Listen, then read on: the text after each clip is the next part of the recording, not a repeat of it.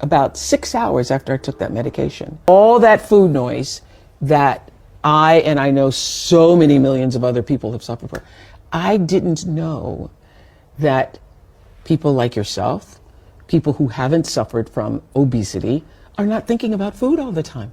Okay, so Oprah's telling us that by taking the GLP-1s, she was able to silence that food noise in her head.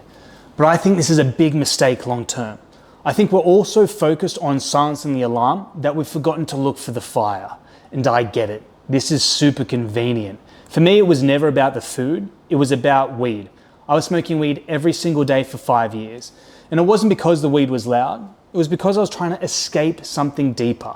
And I think we really need to reframe how we view this noise, because it is a symptom. It is a signal. Think about your fire alarm when it goes off in the middle of the night.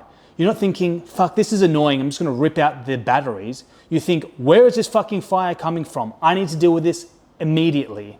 Because in most cases, it isn't actually about the food. It's about getting that little dopamine hit to deal with the stress, the anger, the sadness, the loneliness. It's generally a way to cope with something or avoid something else. And yes, you can silence that voice with medication, but then you'll never really deal with that root cause.